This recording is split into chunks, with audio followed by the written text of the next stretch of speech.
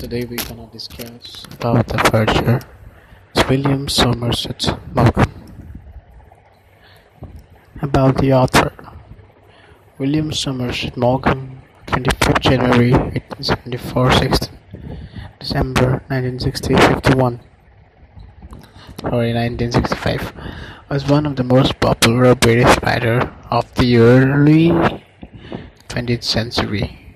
He authored several plays, novels, and short stories to begin his career as a physician.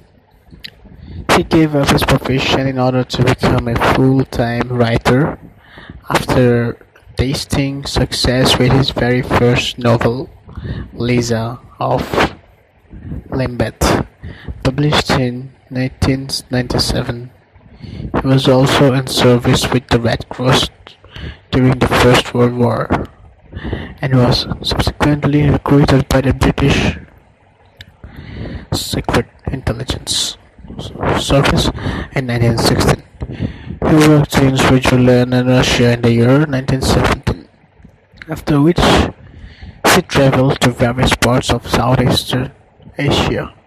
Maugham's experience during this period appeared in most of his works, especially in the novels and short stories that belong to the later phase of his writing career.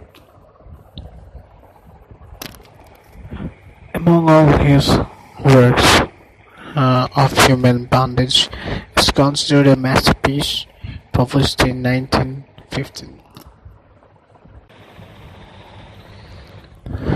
Among all his works, Of Human Bondage is considered a masterpiece, published in 1915. This semi-autobiographical novel revolves around its protagonist, Philip Carey, who is an orphan and is brought up by his uncle.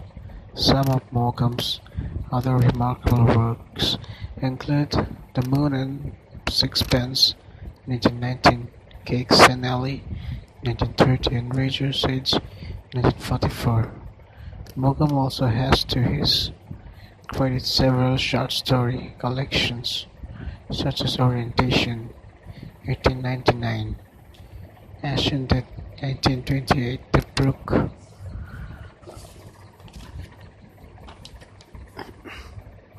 Bake, 1932, and The Mixture of before 1940. The intensely close relationships between the fictional and the real became a characteristic trait reflected in most of his works. In fact, Maugham had himself acknowledged into summing up 1938, fact and fiction are so intermingled in my work that now looking back on it, I can hardly distinguish one from the other. There had been a christening that afternoon at St. Peter's, Naval Square, and Albert, we are discussing the poem now. The prose, okay, about the author is finished. Now we are discussing about the prose. There had been a christening that afternoon at St. Peter's Naval Square, and Albert Edward Foreman still wore his Verger's crown. He kept his new one, its folds as full and stiff though it were made not of pica but of perennial bronze, for funerals and weddings. St. Peter's Naval Square was a church much favored by the fashionable for these ceremonies, and now he wore only his second best. He wore it with complaints, for it was the dignified symbol of his office, and without it, when he took it off to go home, he had that disconcerting sensation of being somewhat insufficiently clad. He took pains with it. He pressed it, ironed it himself during the 16 years he had been Verger of the church.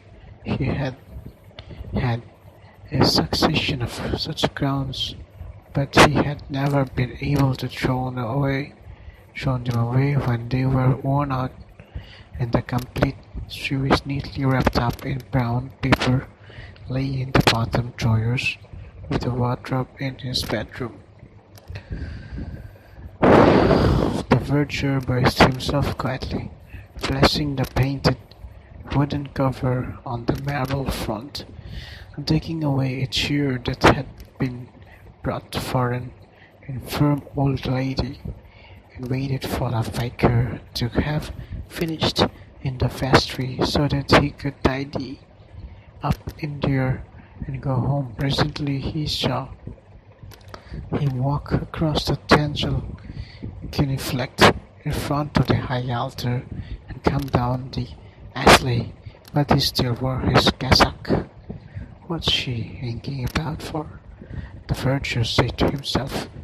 Don't you know I want my tea? The vicar had been put recently appointed, a red-faced, energetic man in the early 40s.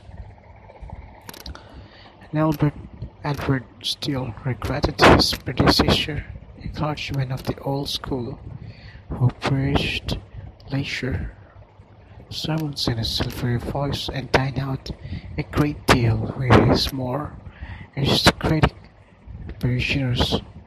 He liked things in church to be just so, but he never fused. He was not like this new man, who wanted to have his finger in every pie.